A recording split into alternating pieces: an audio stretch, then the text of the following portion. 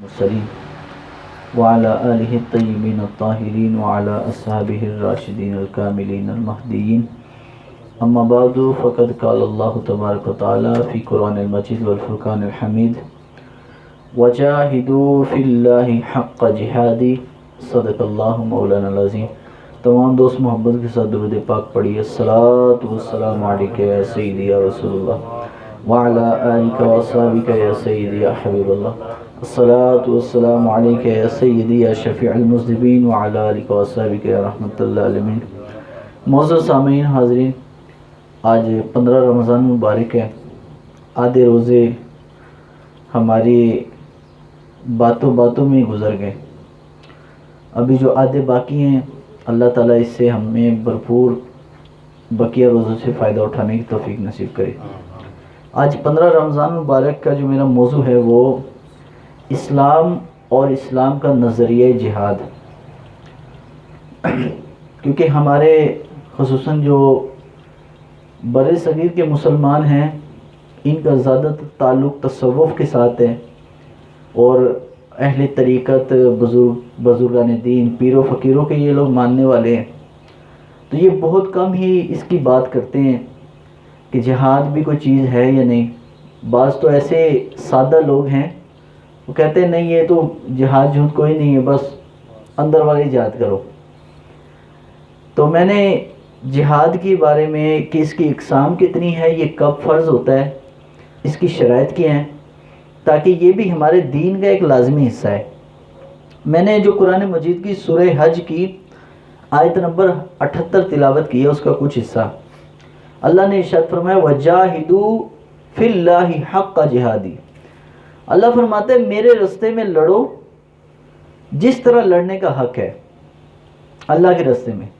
جہاد اردو زبان میں، اردو کی اگر ڈکشنری اٹھائیں تو اس میں جوہد سے نکلا ہے، اس کا مطلب ہوتا ہے کوشش کرنا، مشقت اٹھانا۔ اور شریعت اسلامیہ کے اندر رسول اللہ صلی اللہ علیہ وسلم کے دین کے اندر جہاد کا مطلب اور معنی ہے اللہ کے دین کی خاطر اپنا مال، جان اور خواہشوں کو قربان کرنا۔ اپنا مال، جان اور خواہشوں کو قربان کرنا، ان تینوں چیزوں کے مجموعے کا نام جہاد ہے۔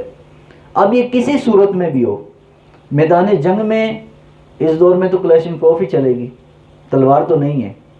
میدان جنگ میں مسلمان کے خلاف نہیں، کافر کے خلاف۔ آج لوگوں نے جہاد کا نام ہی بگاڑ دیا ہے، جہاد کو بطور ایک فتنہ اور دہشت گردی کا نام دے دیا ہے، حالانکہ جہاد ایک پاک عبادت ہے۔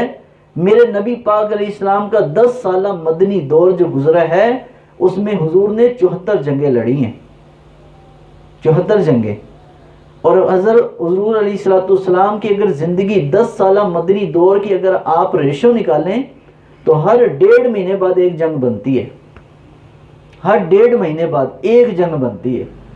تو حضور نے 74 جنگیں جو حضور کی ظاہری حیات میں ہوئی، اور 27 جنگیں وہ ہیں جس کو ہم لوگوں نے ایک سفر کا نام دیا ہوا ہے کہ حضور نے 27 جو ہے تبلیغی سفر فرمائے۔ وہ تبلیغی سفر نہیں تھے، وہ جہاد کا سفر تھا۔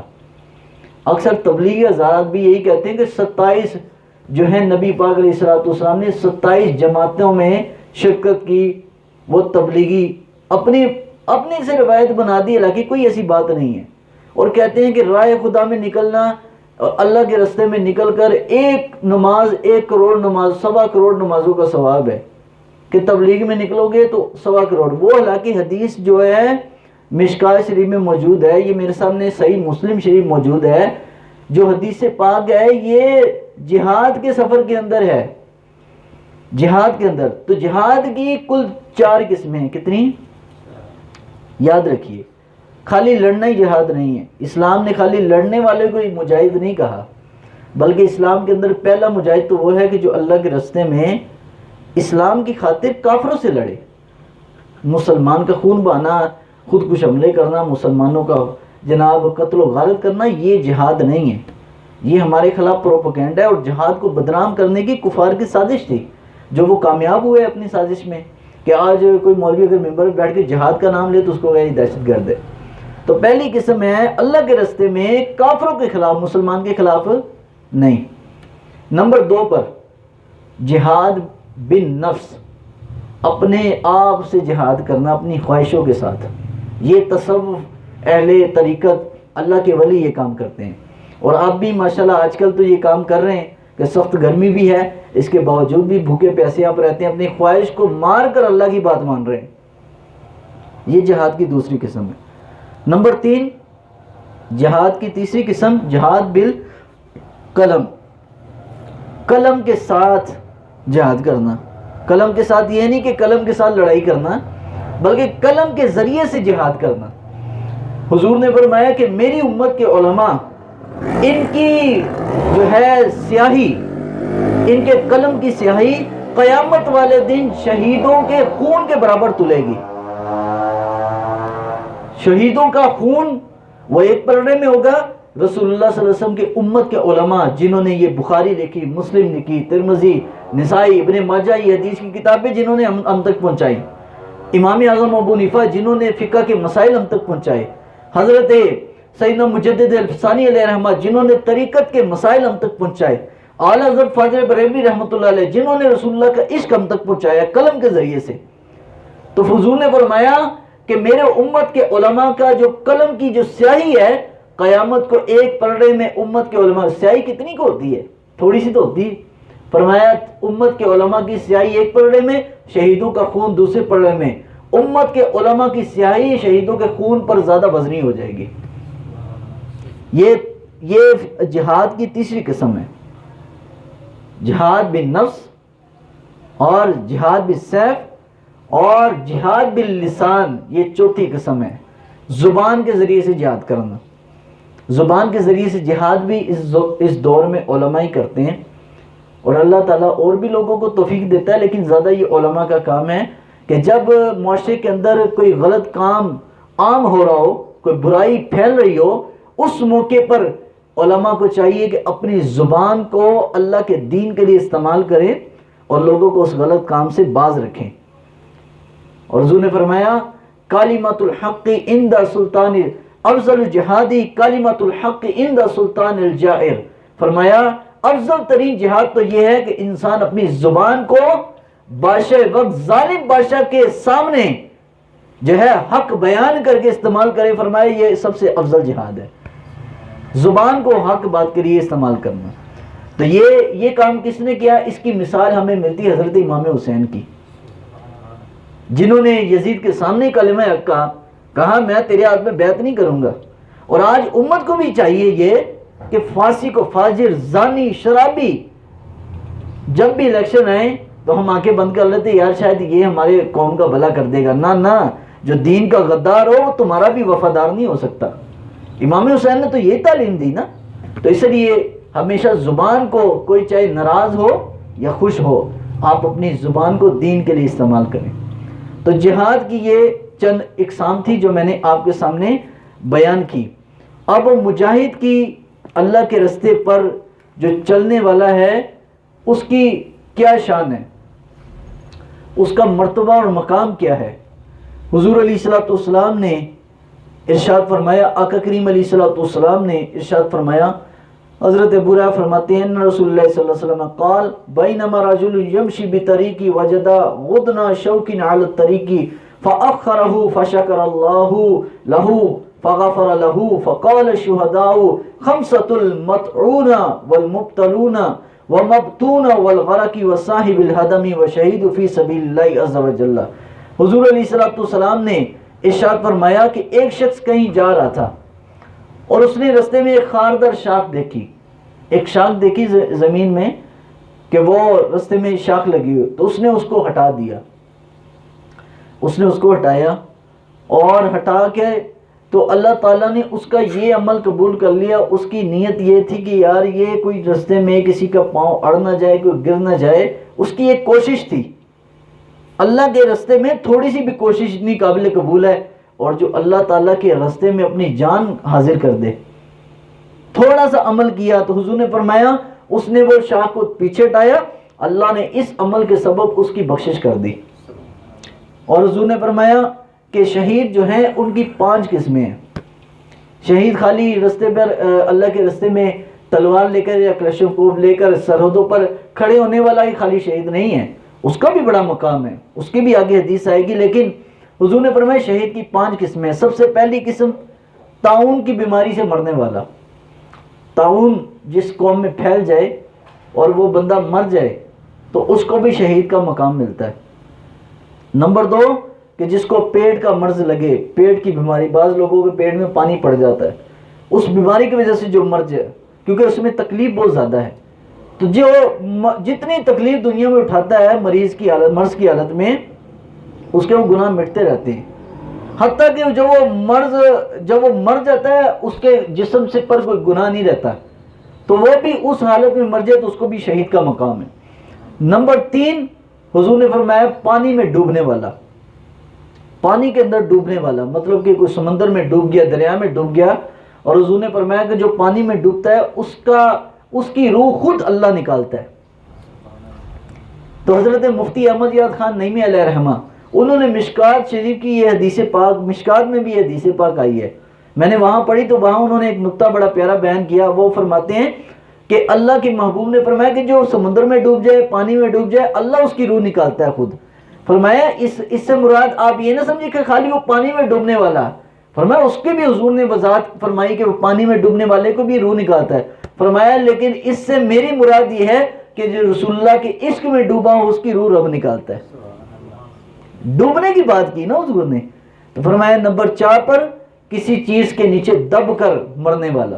بعض مکان گر جاتے ہیں، اللہ سب کو محفوظ رکھے، لیکن وہ بھی شہید ہے جو کسی مکان کے نیچے دب کر آ کے، یا کسی پہاڑ کا پتھر آ کے اس کے نیچے آ کے مر گیا، تو دب کر بھی مرنے والا شہید ہے۔ اور فرمایا 5ویں قسم کہ جو اللہ کے راستے میں تلوار لے کر نکلا دین کے لیے، اسلام کی خاطر، فرمایا وہ بھی شہید ہے۔ یہ شہید کی مختلف اقسام تھی۔ اور یاد رکھیے یہ جس دور میں ہم گزر رہے ہیں، ہم تو ایک پر امن ایک ملک میں رہ رہے ہیں کہ چاروں طرف سرحدوں پر فوجی بھی کھڑے ہیں، ہمارے ملک کی حفاظت کر رہے ہیں۔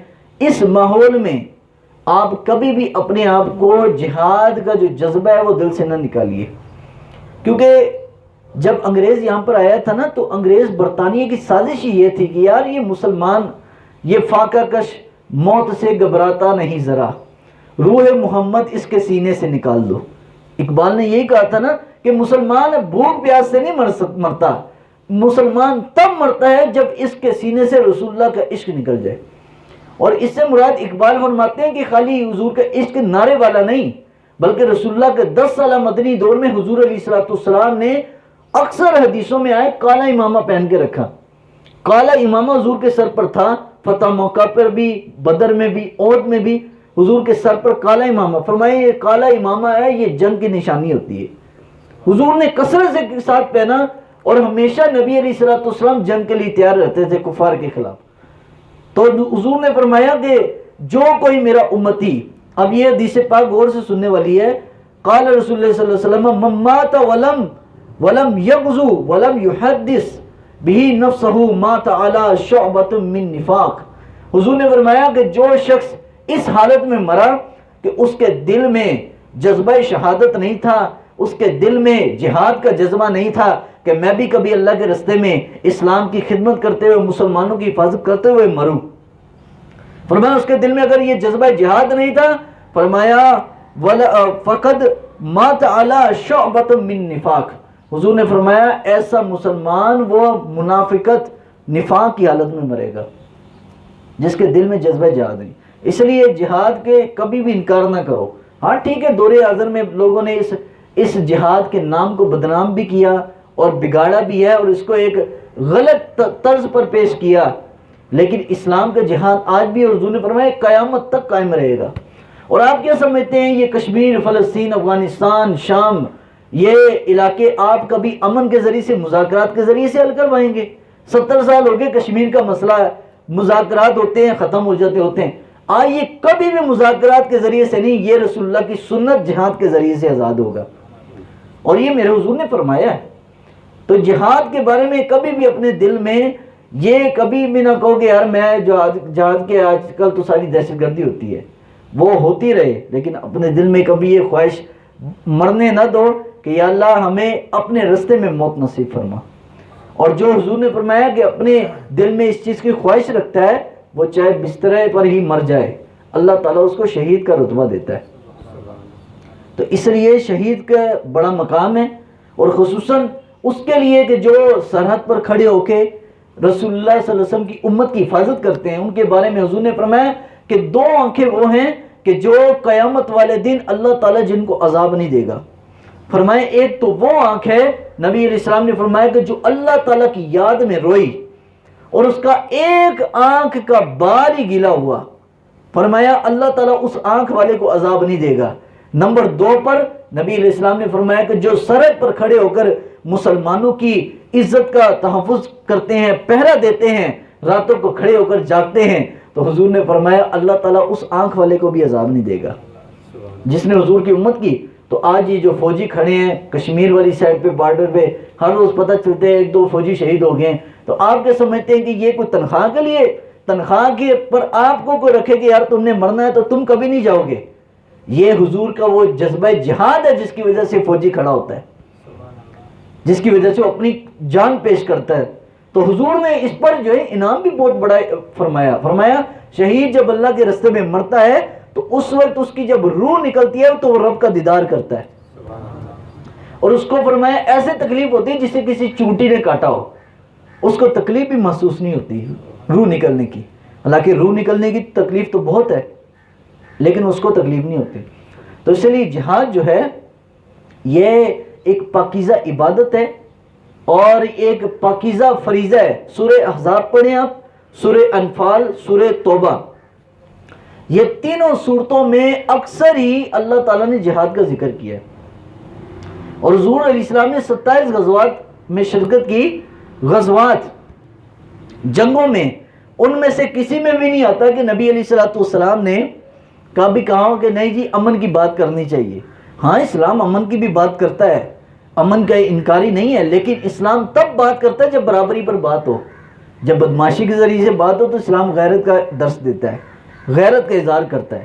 تو نبی پاک علیہ السلام نے جب حضور دنیا سے وصال کیا تو آقا کریم علیہ السلام کی اماں عائشہ فرماتی ہیں کہ حضور کے کاشانہ اقدس میں 12 قسم کی تلواریں لٹک رہی تھیں. گھر میں کھانے کو کھجور نہیں تھی, جو نہیں تھے, گھر میں اور طرح کی دنیا کے کھانے پینے کی چیزیں موجود نہیں تھی, لیکن 12 قسم کی تلواریں موجود تھیں. اب یہ حدیث جب ایک یہودی اسرائیل کی اس وقت کی وزیر اعظم تھی, یہ بٹوں کے دور کی بات ہے, اس زمانے میں ایک عورت تھی اسرائیل کی وزیر اعظم. اب اس نے یہ حدیث پاک پڑھی. دیکھو غیر مسلم بھی مسلمانوں کی جو ہے تعلیمات ہیں ان کو اپنا کر آج وہ دنیا پہ حکومت کر رہے ہیں, اور ایک مسلمان ہے کہ جو غیروں کی وجہ سے نبی کے طریقے کو چھوڑ بیٹھا ہے. اب یہ دیکھو وہ اسرائیل کی وزیر اعظم نے, بس یہ میری آخری بات ہے اس کے بعد میں بات اپنی ختم کر رہا ہوں, اس نے یہ حدیث پاک پڑھی تو اس نے اس دور میں $2 ارب کا اسرائیل کے لیے اسلحہ خریدا امریکہ سے. تو اسرائیل کے یہودی اس زمانے میں, اسرائیل کے یہودیوں نے اپنی وزیر اعظم کو برا بھلا کہا کہ ملک میں کچھ کھانے کو ہے نہیں, پینے کو ہے نہیں. آج لوگ بھی فوج کے بارے میں ایسی باتیں کرتے ہو 80% فوج بجٹ کھا جاتی ہے, یہ کرتی ہے وہ کرتی ہے. میں کہا چلے یار اگر 80% کھاتی ہے تو کم از کم تیرا حال شام جیسا تو نہیں نہ ہوا, تیرا حال عراق جیسا تو نہیں نہ ہوا, افغانستان جیسا تو نہیں نہ ہوا.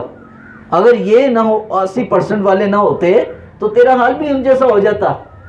وہ اسرائیل کی وزیر اعظم نے جب یہ خریدا تو ملک کے لوگوں نے شور مچایا کہ کھانے کو روٹی نہیں ہے, اور یہ اتنے جناب اسلحے خرید کے بیٹھی ہے. تو اس نے ملک والوں کو کہا کہ ایک وقت آئے گا تمہیں پتہ چلے گا کہ میں نے جو عمل کیا تھا وہ ٹھیک کیا تھا.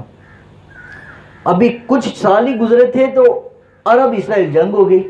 آپ کو معلوم ہے, جو بزرگ لوگ ہیں ان کو معلوم ہوگا کہ عرب اسرائیل جنگ ہوئی, 6 ملکوں نے اکٹھا اسرائیل پہ حملہ کیا. سعودی عرب, اردن, عمان اور دیگر جو ممالک تھے, مصر, شام, انہوں نے اکٹھا حملہ کیا. اسرائیل اتنا چھوٹا سا ملک ہے, ابھی بھی آپ چیک کریں نقشے میں اتنا سا ہے. اس ایک اکیلے اسرائیل نے 6 ملکوں کو بھگا دیا. اور وہی اسلحہ جو اس نے چند سال پہلے ان کی عورت وزیر اعظم نے خریدا تھا وہی اسلحہ ان کو عربوں کے خلاف لڑنے میں کام آیا۔ تو اس وزیر اعظم نے کہا کہ اب بتاؤ، میں تمہیں کہتی تھی نا کہ تم مجھے یاد کرو گے، کہا یہ میں نے ایسے کام نہیں کیا۔ مدینہ منورہ میں سرکار نے جب اسلامی ریاست بنائی تو مسلمانوں کو اسلحہ خریدنا، اسلحہ چلانا اور اسلحہ کی ٹریننگ جو ہے سیکھنا، اس کا رسول اللہ نے ترغیب دی تھی مسلمانوں کے نبی نے اپنی امت کو، لیکن مسلمان عرب ممالک نے چھوڑ دیا، جس کی وجہ سے آج اسرائیل سے وہ مار کھا گئے۔ آج دیکھو اس شام کوئی غریب ملک نہیں تھا، پاکستان سے کئی درجہ امیر تھا، عراق ہم سے کئی درجہ امیر تھا، لیکن ان ملکوں نے مار اس لیے کھائی کہ ان کے پاس اپنے دفاع کے لیے کچھ نہیں تھا۔ اور پاکستان کے بچنے کی اور بقا کی جو وجہ بنی، ایک رسول اللہ کا یہی جذبہ جہاد جو آج بھی ہماری فوج کے اندر بھی ہے اور آج پاکستانی مسلمانوں کے اندر بھی کچھ نہ کچھ موجود ہے۔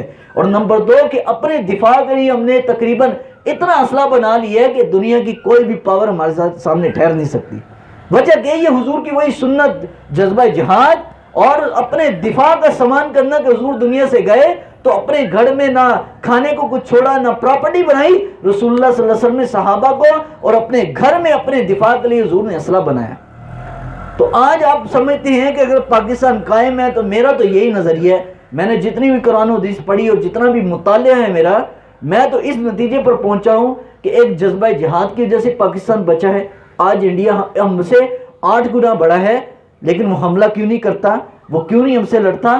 اس کو پتہ ہے کہ یار یہ مسلمان تو جیتے ہی مرنے کے لیے ہے، اور جو ہے ملک وہ تو اپنے جینے کے لیے جناب وہ مرتے ہیں۔ مسلمان تو پیدا ہی اس لیے ہوا کہ اس کو یہی ہے کہ یار ہم نے رسول اللہ صلی اللہ علیہ وسلم کی سنت سمجھتے ہوئے اپنی آپ کو جو ہے اللہ کی راہ میں قربان کرنا ہے۔ تو جہاد سے اپنا منہ نہ موڑیں، کم از کم اگر ہم لڑ نہیں سکتے نا تو رسول اللہ صلی اللہ علیہ وسلم کی تلوار کی نفی بھی نہ کرو۔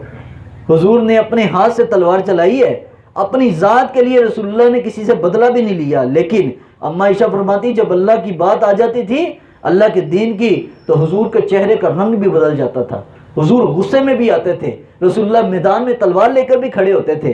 بدر میں حضور گئے، احد میں گئے، خیبر میں گئے، رسول اللہ تبوک میں گئے، ان تمام جنگوں احزاب میں گئے، اتنی جنگیں، اور احزاب کے اندر تو یہ وہ خندق جب کھودی تو حضور نے اپنے جو ہے پشت مبارک پر بڑے بڑے جناب برتنوں کے اندر حضور نے مٹی اٹھائی۔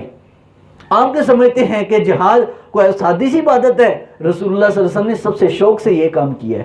حضور رات کو کھڑے بھی ہوتے تھے مسلح پر اور دن کو جہاد بھی اللہ کے راستے میں کرتے۔ اگر ہم کر نہیں سکتے، کم از کم ہمیں حضور کے اس جہاد والی سنت کا انکار بھی نہیں کرنا چاہیے اور اس کو جو ہے رد بھی نہیں کرنا چاہیے، مانے ضرور اور خواہش بھی رکھیں۔ اللہ قبول کرنے والا ہے، اللہ توفیق دینے والا ہے۔ وآخر دعوانا ان الحمدللہ رب العالمین۔ اللہم صلی علی سیدنا و مولانا محمد وعلی آل سیدنا و مولانا محمد بارک وسلم۔ یا رب العالمین، ہم سب کی حاضری اپنی پاک بارگاہ میں قبول و منظور فرما۔ ہم سب کو یا رب العالمین جذبہ جہاد نصیب فرما، تیرے راستے میں مرنے، تیرے لیے اپنی خواہشات کو ترک کرنے والا بنا۔ یا رب العالمین، ہم سب کو ایمان کی حالت میں جینے، ایمان کی حالت میں موت نصیب فرما۔ یا رب العالمین، عالم اسلام میں جہاں بھی مسلمان مظلوم ہیں ان کی مدد فرما، مسلمانوں کو اپنے دفاع کا سامان کرنے کی توفیق عطا فرما، حضور کی سنت کو اپناتے ہوئے کفار کے خلاف ہر وقت تیار رہنے کی توفیق عطا فرما۔ وصلی اللہ تعالی